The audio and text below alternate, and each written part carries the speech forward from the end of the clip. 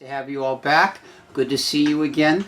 I wanted to start this evening off reading from a little book here. Actually, I had intended to read this in whole selection, but as we got started a little late, I'm going to do that another time. It's a wonderful little book here, a different book altogether. This is called the Sri Gauranga Mahima, the glories of Sri Gauranga.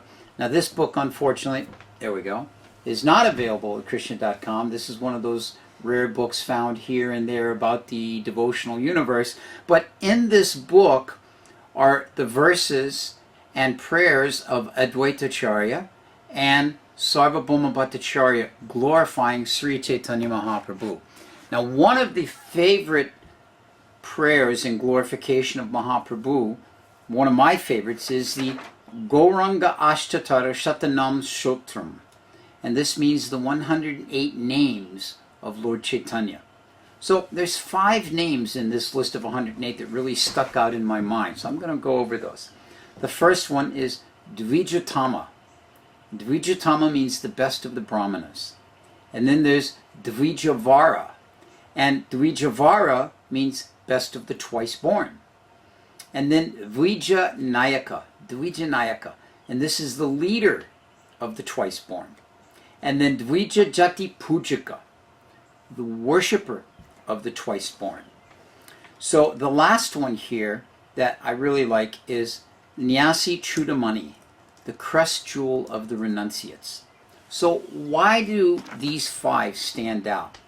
Well, in my mind, they give an indication of the Supreme Personality of Godhead's position amongst the Brahmin community. Now we all know at that time Navadvipdam was the seat of study in Bengal. It was where all the scholars and where all the Brahminical personalities stayed. What is a Brahmin known for, after all? Primarily 2 things: knowledge and renunciation. As we like to say, the wealth of the Brahmins is their austerity.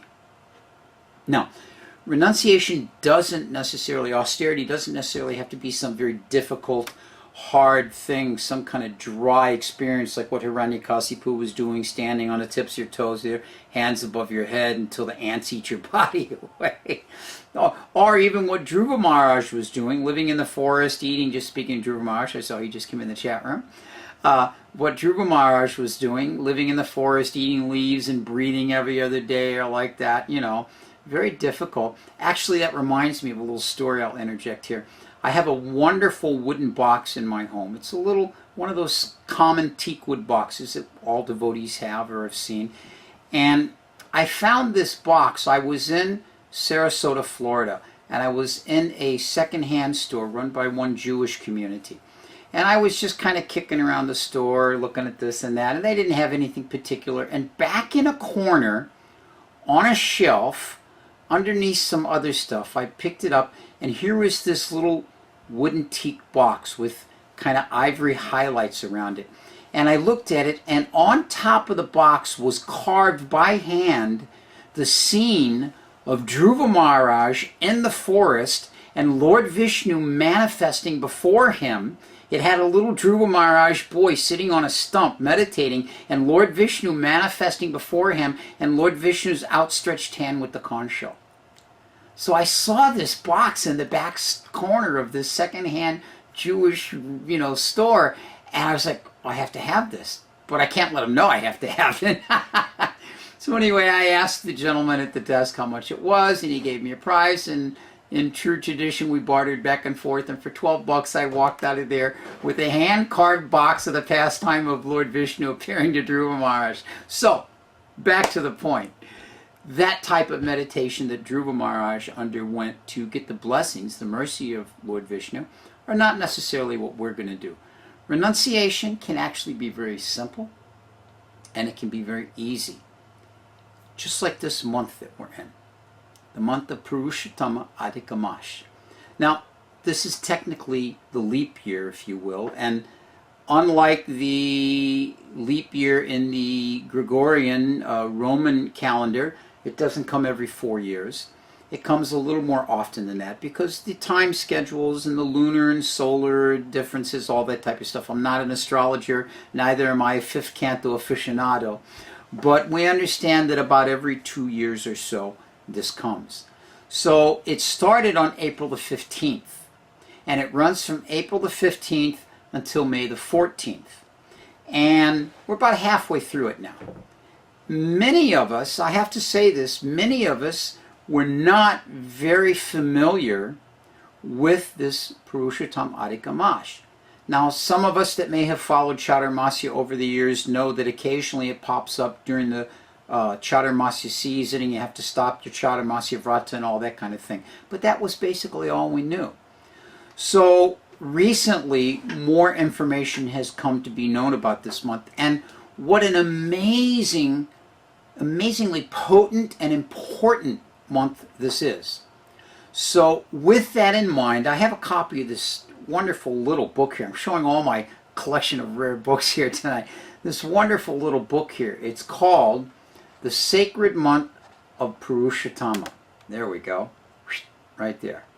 And this was published by ISKCON Vrindavan and put out. You can see it's barely the size of your hand. It's one of those cute little books you can stick in your bead bag or in your kurta pocket. And anyway, I wanted to read from this book tonight, as I've been known to do, to read from a particular book that's relevant to things. And how might you say is this book relevant to the theme of our classes, Lives of the Vaishnavacharyas? Well, because we know that the Vaishnavacharyas are all following the example of Lord Chaitanya. And from these 5 names we spoke earlier, we know that Lord Chaitanya is the best of the renunciates, and that austerity is one of the primary principles of the renunciates. Therefore, to understand how we can introduce some type of renunciation or austerity into our life would be the activities of the Lives of the Vaishnavacharyas. And they would be very pleased to know that we were doing that. So as Prabhupada was very fond of saying, the grandfather is more kind to the son than the father is. So we can read this and hope that we can understand a little bit about the mood of these acharyas. And this is from, actually, this is called the month of Purushottama, and it's from the Brihat Naradiya Purushottama Mash Mahatmya from the Padma Purana. Actually, I don't know if any of you have had the opportunity. I got to see a copy of the Padma Purana in the New York Library. They have this one room in the New York Library where all these really old, ancient texts from around the world are kept. And you have to practically be, searched to go in, and you're certainly searched to come out. Especially since I know a couple of individuals that have made out with books that they shouldn't have made out, but we'll let that be another story another time. At any rate, I saw a copy of the Padma Purana there. Very, very amazing. So the Padma Purana has all kinds of information about spiritual topics, devotional life in it. So, one thing we haven't done is I usually ask those of you in the chat room to give me a little heads up about how the sound and the picture is. I'm assuming, since I haven't heard anything or seen anything in the chat room, that everything is okay.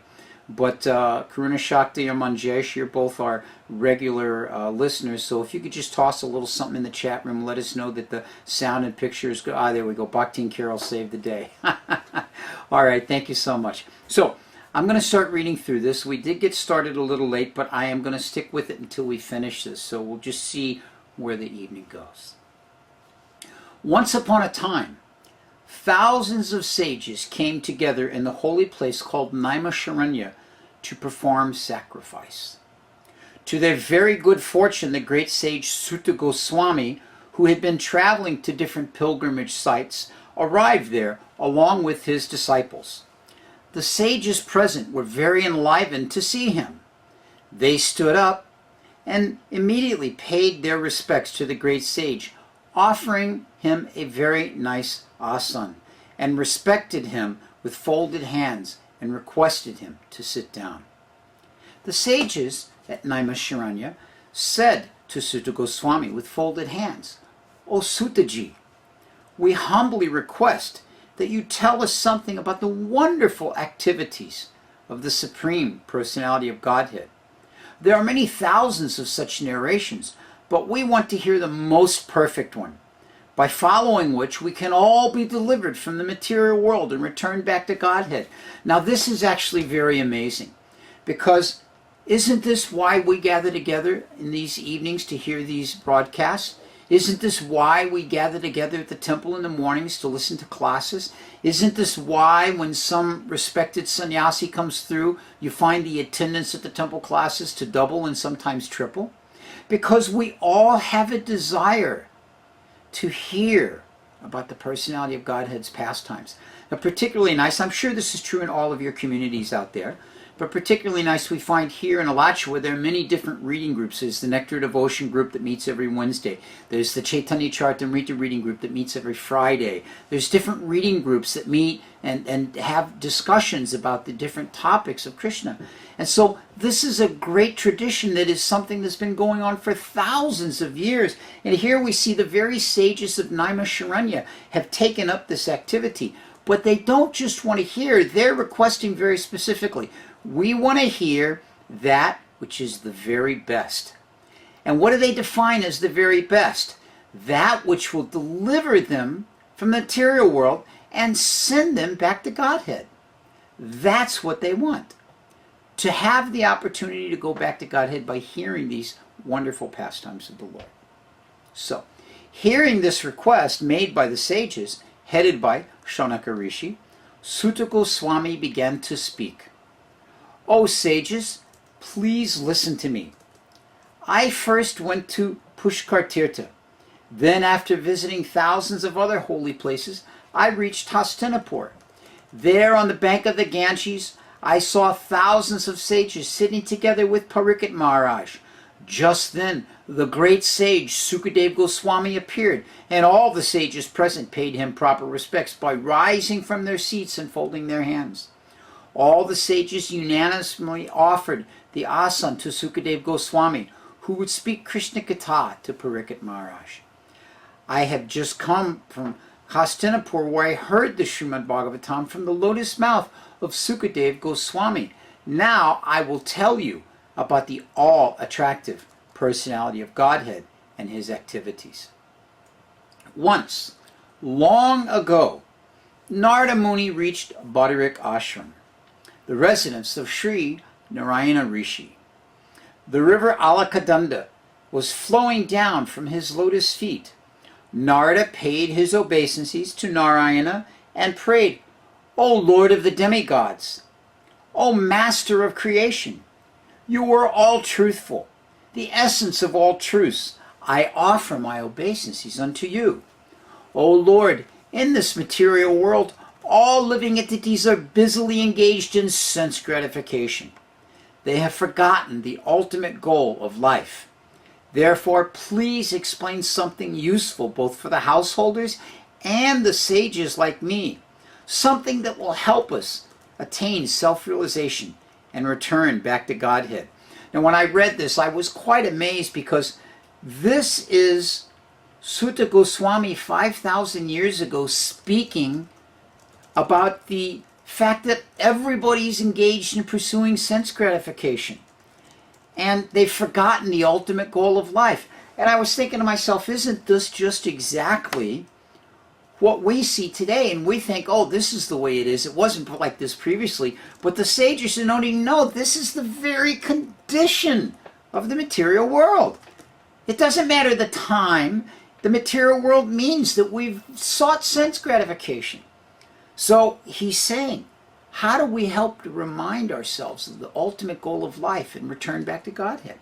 So, hearing these sweet words, hearing the sweet words of Narada, Lord Narayana smiled. O Narada, please listen to the narrations of the Supreme Personality of Godhead, Sri Krishna, for they will diminish all sinful reactions. You already know these activities of the Supreme Lord, but for the benefit of others, you are asking me again. Now, this is, again, the qualification of a great devotee, is that they request what they may already know so that others will benefit from hearing it. I will tell you about the glories of the sacred Purushottama Month, which is fully potent to grant not only material happiness, but also qualify one to return back to home, back to Godhead. So just imagine, not only do the benefits of this month give great spiritual result, but also material result, if that's what you're desiring. Naradaji inquired, O Lord, I have heard the glories of all the different months, Kartik, Chaitra. But which month is this Purushottama month? O Ocean of Mercy, please tell me about this special month. What is the way to glorify this month? What should I do during this month? How should I take bath? How should I give in charity? What should I chant? Who should I worship? Should I observe fasting? Please tell me all of this in great detail. Now this shows that Narada Muni understood clearly how to inquire. He wants all of the details of this information. Sutta Goswami said, O sages, after hearing all these questions from Narada, Lord Narayana began to speak from his moon-like lotus mouth. Sri Narayana said, O Narada, I will tell you something which was previously explained by Lord Sri Krishna to Maharaj Yuddhistir. Now we do find that much of the Padma Purana deals with conversations between Krishna and Yuddhistir Maharaj. Once, Dharmaraj Yuddhistir lost everything, including his empire, his palace, and even his chaste wife Draupadi, to Duryodhana in a gambling match. At that time, Draupadi was insulted by Dushashan in front of the whole royal assembly. But when Dushashan tried to strip Draupadi naked, she was saved from such a dangerous situation by Lord Sri Krishna. After this incident, Yuddhisthira Maharaj, along with his brothers and wife, left the kingdom and lived at Kamyavan. Once Sri Krishna, son of Devaki, visited the Pandavas in that forest. All the Pandavas, including Draupadi, were very happy to see their Lord, and they forgot the painful life of living in the forest immediately. They felt enriched with a new life just by taking Krishna's darshan. They paid their obeisances at the Lord's lotus feet. Seeing the miserable condition of the Pandavas, Sri Krishna became very upset, and at the same time he became very angry towards Duryodhana. It appeared as if the Lord was going to destroy the entire universe with his anger, and so the Pandavas became fearful, and they began to pray to the Lord in a humble mood. Listening to the humble prayers of Arjuna, the Lord composed himself and said, O Arjuna, being very pleased with all of you Pandavas, and being controlled by your devotion and friendship toward me, I will now tell you about the wonderful history of Purushottama Month. Once upon a time, there was an arrangement of providence that an extra month came into the world. Everyone took this month to be most inauspicious, and even saw it to be like stool. Just as one does not touch stool, this month also was seen as untouchable. It was blaspheming, constantly unprotected, and rejected by everyone as an improper time for any religious or auspicious activity to be performed. Being so rejected by all human beings, and constantly hearing only bad words and blasphemy about itself, this extra month became very sad.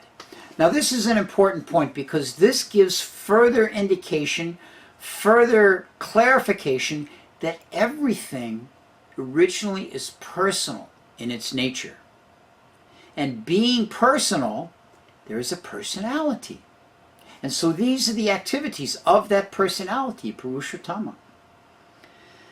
This month came to Vaikuntha to explain her sorrowful situation to the Lord. Seeing Lord Vishnu on his simhasana, she fell down at his lotus feet in a mood of great sorrow and grief. Tears were falling profusely from her eyes, and she prayed to the Lord as follows. O Lord, O Ocean of Mercy, I have come to you because I am helpless. I have been rejected and blasphemed by all people of the world. Please, Lord, protect me. Please show me your mercy. Please don't you be indifferent to me. Saying these words, the extra month continued crying in front of Lord Vishnu and sat down before him in a dejected mood. Seeing the humble and pitiful position of this extra month, Lord Vishnu became very merciful toward her. He told her, Do not lament. I shall give you protection from all miseries. Please stop your crying. It is not proper to lament after having taken shelter at my lotus feet." Being so consoled by the Lord, the extra month said, "O Lord, you know my painful condition. No one is in a more miserable situation in these three worlds than I. First of all, the other months, years, days, nights, in all directions are being protected by you, and so they are always moving fearlessly in their unique, charming moods. But I, the extra month, don't have any name, nor any protector, nor a husband to give me shelter. All the demigods and the human beings reject me and will not perform any auspicious activities during my time. For this reason, O Lord, I want to die immediately." O Narada, this extra month then repeatedly said, "I want to die, I want to die, I want to die." Then she fainted at the feet of the Lord. Being requested by Lord Vishnu, Garuda began fanning the extra month. After some time, she regained consciousness and began to speak again. "O Lord of the universe, I am in need of your shelter. Won't you please protect me?" Lord Vishnu told the extra month, "O child, please don't lament. Your misery will be finished very soon. Get up and come with me to Goloka Vrindavan, which is even unattainable by great yogis. Goloka is the abode of Lord Sri Krishna. Here, Lord Sri Krishna, in his two-handed form, surrounded by gopis and enjoying his eternal pastimes, the Supreme Sri Krishna of Goloka, will deliver you from all your miseries. Please come with me." Then Lord Vishnu took the extra month to Goloka, catching her by the hand. From a distant place, Lord Vishnu and this extra month observed the effulgence of Goloka. Now this is actually interesting because we can judge, I think, our spiritual advancement by as we approach Vrindavan, which is truly Goloka, the abode of Lord Krishna, whether we're able to perceive the illuminating effect of it. Of course, nowadays we just see all the extra lights that have come from all the development that's there. The dazzling effect and effulgence of Goloka automatically forced them to close their eyes. Therefore, forced her to close her eyes. Therefore, keeping the extra month behind him, Lord Vishnu proceeded further until he reached the main gate of Goloka. There, the doorkeeper paid obeisances to Lord Vishnu. Having reached the supreme abode, Lord Vishnu met Lord Sri Krishna, who was surrounded by many devoted gopis, and paid his obeisances to Lord Sri Krishna. This must be quite a sight, Lord Vishnu offering his obeisances to Lord Krishna. Then he made the extra month also offer her obeisances at the lotus feet of Lord Sri Krishna, even though she was crying loudly. Immediately, Sri Krishna asked, "Why is she crying? She is in Goloka Vrindavan. Why is she crying?"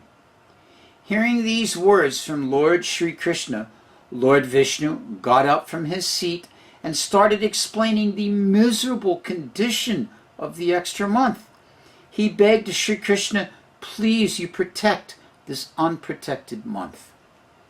There is no one except you, Lord Krishna, who can save this extra month from her hellish condition and give her full protection." Having said these words, Lord Vishnu remained standing in front of Lord Krishna with folded hands. Then Sutta Goswami continued to speak. "O sages, Lord Vishnu then took his seat, and Lord Krishna spoke very confidentially these words to him. Listen carefully, for now I am going to share them with you, and I in turn will share them with all of you. Purushottama, Sri Krishna said, "O Vishnu, you have done a very great deed by bringing this extra month to me. You will become even more famous for performing this act. Because of you, I have accepted this extra month. I shall make this poor extra month just like me in quality, fame, opulence, realization, success, and in giving benediction to devotees. This month will become equally potent to me. I am bestowing all of my divine qualities on this abused and rejected month. Named after me, this month will now be famous throughout the world as the month of Purushottama. O Janardana, now that she has imbued my qualities, I myself will become the husband and protector of Purushottama. And being equal to me, this month will be the master of all other months. Now this month will become worshipable by one and all. Everyone should pay their obeisances to her. Everyone should worship her. This month is equally as powerful as me to give any type of benediction to its observer. The worshipper of this month will be able to burn all past sinful reactions to ashes, and after enjoying a blissful life in the material realm will return back to Godhead. Lord Sri Krishna continued, my Goloka is unattainable to the performers of austerities, Mahatmas engaged in pious activities, to people who maintain celibacy, or to those who fast their whole life's duration. But just by observing Purushottama Month and becoming my devotee, one can easily cross over the material ocean and return back to Godhead. Now, even if we stopped right here, we would all know that all we have to do is worship and follow this Purushottama Month. We're going back to Godhead. We're going to have a blissful life in this material world, and we'll go back to Godhead at the end. But Lord Sri Krishna continues. Observance of this Purushottama Month is the best of all austerities. Remember, the life of the Brahmin, the renunciation of the Brahmin, the austerity of the Brahmin is his wealth, and to perform austerities during this month is the best. Just as a farmer produces a rich harvest by planting seeds in nicely cultivated land, so an intelligent man who practices devotional service to the Supreme Lord in this Purushottama Month will enjoy a blissful life while in this world, and after leaving his body he will return back to Godhead. That's twice he said it. An unfortunate, ignorant man who does not perform any japa, does not give any charity, does not pay respect to Lord Sri Krishna and his devotees, does not behave properly to the Brahmanas, makes enmity with others, and who blasphemes the Purushottama Month will go to hell for an unlimited period. Yikes. Lord Sri Krishna continued, how can a person make this life successful unless he performs devotional service during the Purushottama Month? A person who is fully engaged in sense gratification and does not give any special importance to this sacred month becomes the best candidate for hell. All human beings should perform some devotional service in this Purushottama Month by, and Lord Krishna gives three things: bathing in a holy river, worshipping me, Sri Krishna, by chanting my holy name, and giving in charity. A fortunate person who follows my instructions and observes this Purushottama Month properly, and in a faithful way worships me, will obtain fame, opulence, and a good son in this very life. After enjoying a happy life, he will return back to Goloka Dham. By following my instructions, everyone should worship this sacred month. I have made it the best among all other months. O husband of Ramadevi, Vishnu, please give up all kinds of mental speculation about this extra month. Just take this Purushottama Month with you to your Vaikuntha abode. We have a new person who joined us, Aiden. Aiden's back. Hare Krishna, Aiden. Patrick, I see you're there too. Nice to have both of you with us. Hope you're enjoying this reading.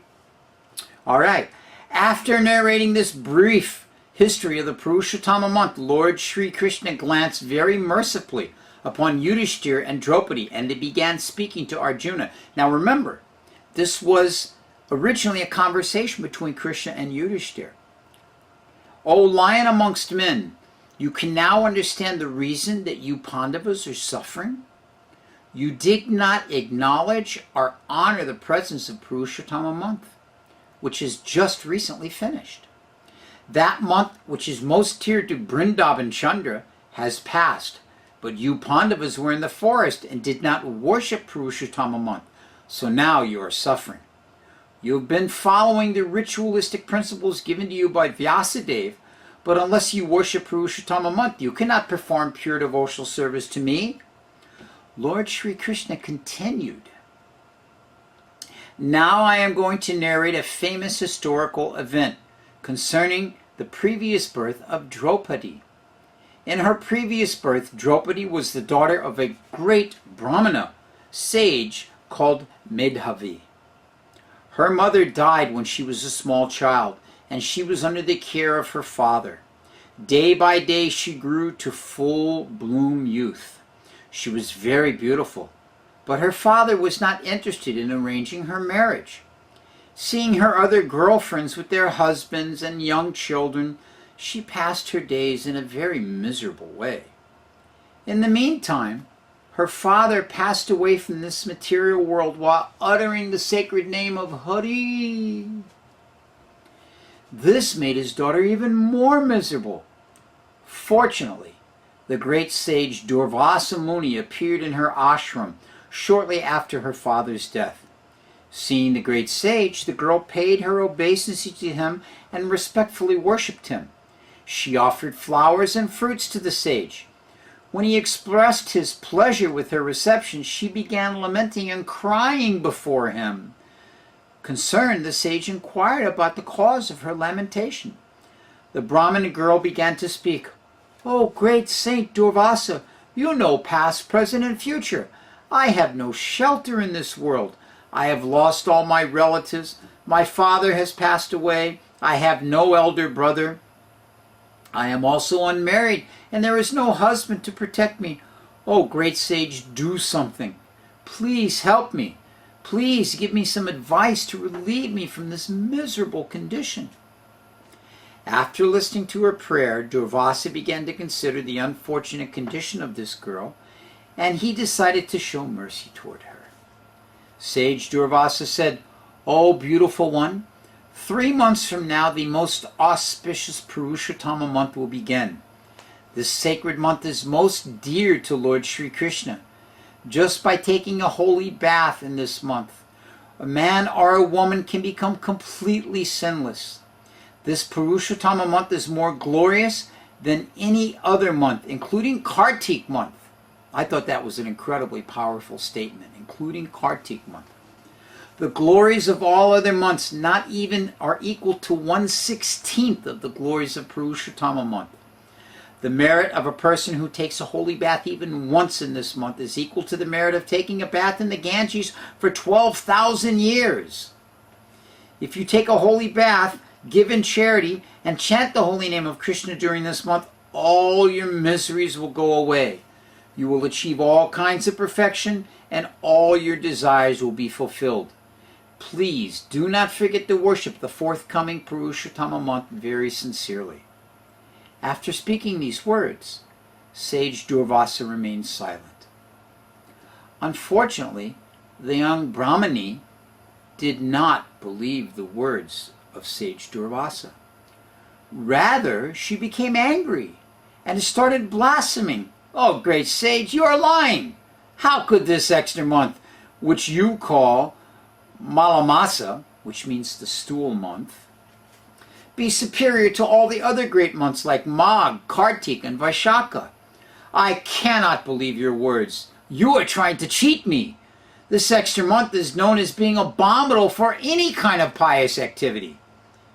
Hearing the words of the Brahmini girl, Durvasa became very angry, and his whole body started burning, and his eyes became red. But remembering the helpless condition of the girl, he consciously controlled himself. Sage Durvasa told the girl, "O unintelligent one, I am not going to curse you because your father was a good friend of mine. You were in a helpless condition. Being an ignorant child, you cannot understand the Vedic conclusions. I am not going to take your offense to me seriously, but at the same time, I cannot and should not tolerate your offenses toward the Purushottama month. In your next life, you will certainly reap the results of the offensive words." The great sage Durvasa then hurriedly left that place.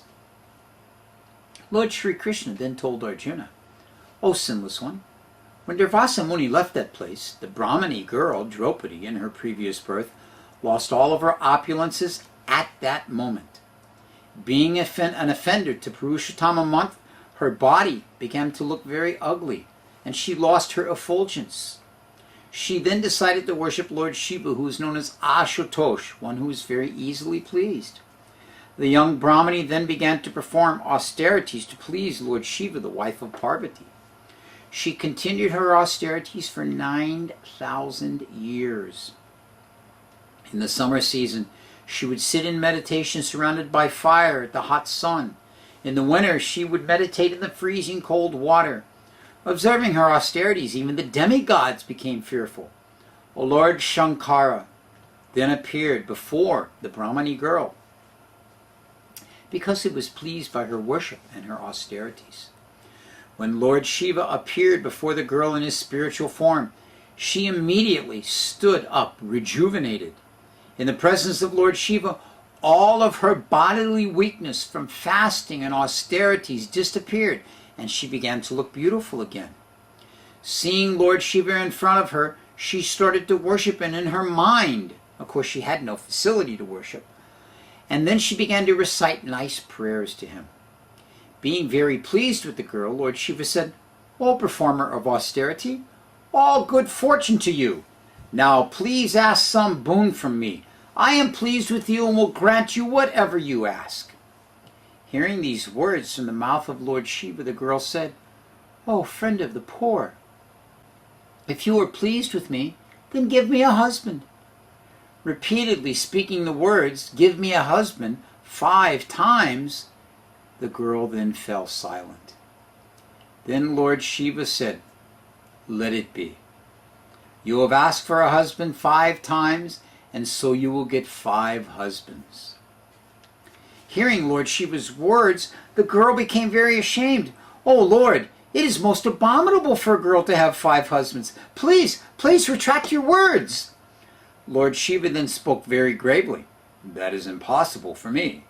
What you have asked from me will be granted. You will get 5 husbands in your next life. Previously you offended Purushottama month by not following the kind advice of sage Durvasa. O Brahmini girl, there is no difference between the body of Durvasa and mine. All the demigods, including Lord Brahma and all the great sages like Narada, worship this Purushottama month in accord with the order of Lord Sri Krishna.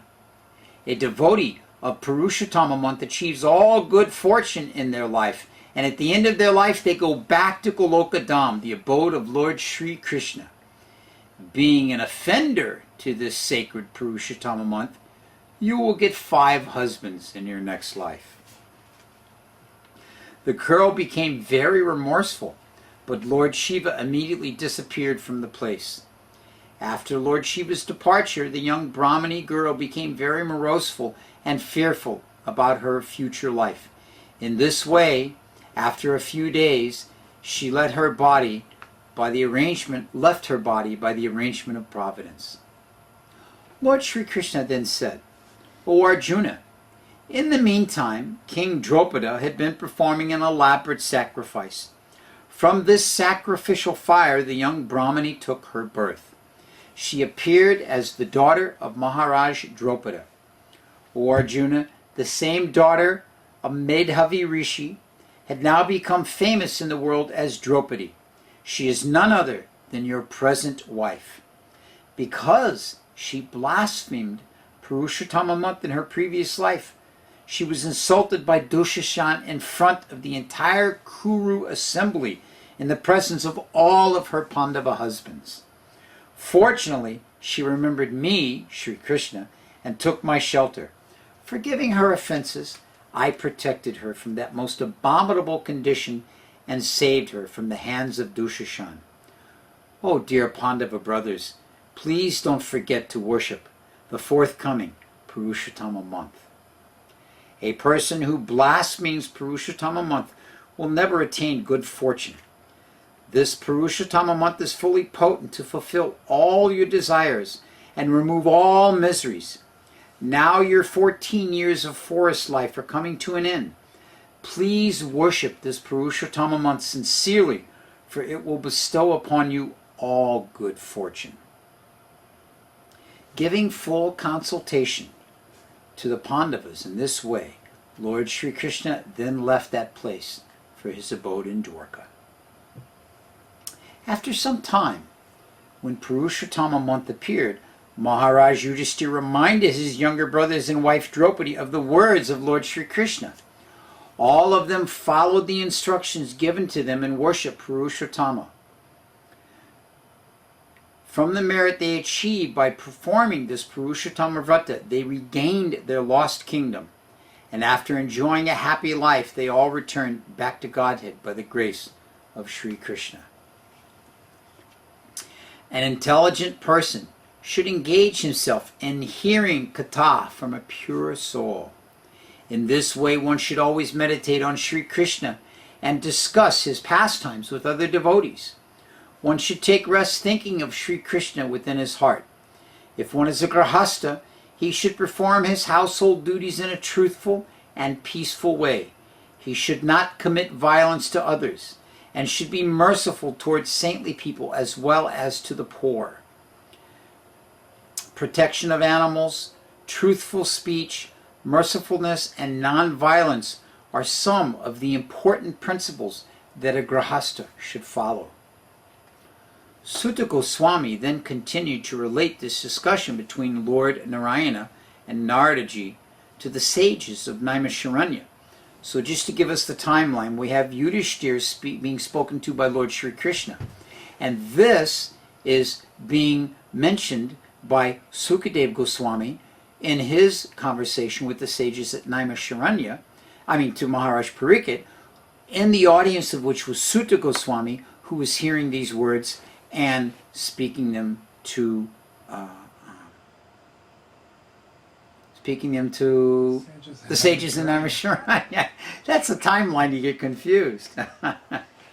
So Sutta Goswami continued. O Brahmanas, the great sage Narada Muni became very pleased by hearing all about Purushottama month from Lord Narayana. He paid his obeisances and then began to speak.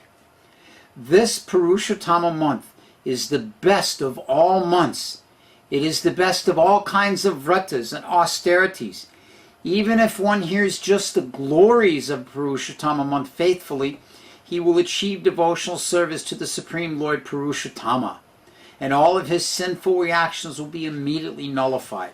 One who performs Purushottama Vrata and worships Purushottama month properly will achieve unlimited merit and thus attain Goloka Vrindavan. Narada Muni then told Lord Narayana, O Lord, my heart and mind are now completely satisfied. All glories to you. All glories to you. After explaining these glories of Purushottama month, Srila Sutta Goswami asked permission from the assembled sages to take their leave, bathe in the Ganges, and perform other regular activities. They gratefully agreed, and he then paid them his humble obeisances and went to the Ganges. The sages at Naimisharanya then spoke among themselves. Oh, this sacred month of Purushottama is most glorious, and history is ancient with it. It is so merciful that it fulfills all the devotees' desire, just like a desire tree. How glorious is this Purushottama month! All glories to the month of Purushottama. All glories to the month of Purushottama. Amazing pastimes. Those of you that have any questions about these can post them in the chat room. I see Adian has already posted something. And if you want to say anything else, I'm going to kind of conclude here. There is mentioned in the back of here that chapter 15 of the Bhagavad Gita is the chapter on Purushottama Yoga, the yoga of the Supreme Person, and it is recommended that one read that chapter during this month of Purushottama. So we have a question. What options do we have for bathing in a holy river residing in America, especially here in Alachua, where we don't have any holy rivers? Actually, I was thinking about this because it's amazing. You know, in Mayapur, even you draw the water out of the tap, it's all Ganges water. So here, and Karuna Shakti is asking the same question about British Columbia. Well, there are two things we can do. The one thing is that one can call the Ganges by their mind. One can also call the Ganges by mantra. Gange cha jamuni chaiva godavari saraswati narmari sindakavari jalisman sandanim kuru. This calls all the 12 holy rivers into any container of water, and you can bathe yourself with that. Or maybe you have some container you've kept of some Radhakund water, or some Ganges water, or a bit of Jamuna water, and you can add that to a container of water. In the Srimad Bhagavatam, there's the interesting story with Indra, that when Indra wanted to get relieved from the sinful reaction, he made a deal. And one of the deals he made was with water, that whatever that the benefit water would get from accepting part of the sinful reaction of Indra was that whenever it was added to something, nobody would know which was which, and it would become all equal. Just like if you add water into some fruit juice, it all becomes fruit juice. So if you add a bit of Ganges water into some plain water, it all becomes Ganges water. You can't tell which is which. So in this way, if you have some little bit of sacred water about, you can put it in a container of water and bathe that way. Or you can call the holy rivers into that container of water for bathing by mantra. Or just within your mind, the intent. This is a very important thing, that by intent, by consciousness, one can also attain devotional service. So maybe you don't have any of the above things. By meditation, you can imagine. In our line, I've mentioned many times how Narottam Das Thakur introduced this whole process of Manasa Seva, performance of devotional service within the mind. So one can sit in the morning while chanting their japa, or after or before chanting their japa, and imagine being on the bank of the Ganges and taking bath in that most holy of rivers. Or imagine trekking into the Himalayas, to the Gangotri, to the very source, and taking bath at that place. Or sitting on the banks at Keshigat, at the Jamuna, and bathing oneself in the beautiful water of the Jamuna. So like this, one can perform this activity, whether they live in Alachua, or whether they live in BC, or whether they live anywhere. We have a photo gallery of holy rivers on Krishna.com. Oh, yes. Manu Prabhu has just noted to me that on Krishna.com, if you go to the photo section, there is an entire photo. We will. I said we will have to. Oh, well, he's going to have to post pictures of all the holy rivers there. So you can look before the end of the month. That'll enhance your meditation. We can mentally swim in all the holy rivers by looking at them. So Bhaktin Carol is asking here, when we are cleansed of all sin, all old sins and reactions are gone? That's what it means to be cleansed of sins. The problem is, just here again as the Srimad Bhagavatam explains, actually Sukadev Goswami explains it very nicely to Pariksit Maharaj, that the nature of an elephant is it goes and plays in the water to clean itself and take a bath, and then when it comes out it takes its trunk and throws dirt on itself. So what is the point of having washed all the dirt off? So yes, by these activities we've described, by hearing these pastimes, by hearing so many of the processes and activities of devotional service, we do cleanse ourselves. But we have the tendency to engage again in different activities. We have a tendency to forget to properly respect holy people, respect holy rivers, respect Prashada, all of these different things. So things accumulate again. So it's a process of being very careful and keeping ourselves in that clean condition. Karuna Shakti is asking, so you could also use water first to offer to Krishna? Yes, yes. If you offer water to Lord Sri Krishna, it becomes as good as Lord Krishna, which is as good as the sacred places, and you can bathe in that water. Sure, why not? And another question, all sins, all offenses? Bhaktin Carol's very intent on this point. Very intent on this point. So to answer your question, Bhaktin Carol, I'm going to go back here and read this again. One more time. This Purushottama month is the best of all months. It is the best of all kinds of vratas and austerities. Even if one just hears the glories of this month, he will be able to achieve devotional service to the Supreme Lord, and all of his sinful reactions will be immediately nullified. Now this is from the Padma Purana, one of the most important of all of our Vaishnava literatures. So I think that answers the question. Any other questions from anybody? If not, we did run a bit over time, but not really, because we started a little late, so we're actually still under time, so we got a couple of more minutes we could kill. But we have Akilananda in the chat, well, logged in, but not in the chat room. There on the we always have a few people listening in there. Bhakta Patrick, anything from your side? You usually have some good questions. I think he's logged off for some reason. Oh, you logged off there? All right. At any rate, we will finish tonight. I want to thank all of you for joining us once again. Invite you to join us again. Please say what three things. The three things. Yes, the three things that are important to perform during the month. Bathe in a holy river. Chant japa of Krishna. There's all kinds of japa, but in this case, chant japa of Sri Krishna. And to give in charity. This is a very good month to give donations to temple projects. Like here in Alacha, we've encouraged everyone because we have the installation of Krishna and Balaram coming up, and so it's a great opportunity to give donations for that. It's a great opportunity to support any kind of like Krishna.com or Care for the Cows or any devotional activity like that. So give in charity, bathe in a holy river, and chant japa. These are the three main things to remember. Perhaps the downpour. Aiden is mentioning about yesterday we had an initiation ceremony and there was a huge big downpour and all the devotees were bathed by that water during the downpour of Jugga, so that was also very beneficial. That's true. All right, so thank you very much. We would like to invite you all, not next Monday, but the following Monday. We're back here again every other Monday, and we'll join you again for another episode in the lives of the Vaishnavacharyas. I'm your host, Chaturatma, and look forward to seeing you then. Hare Krishna.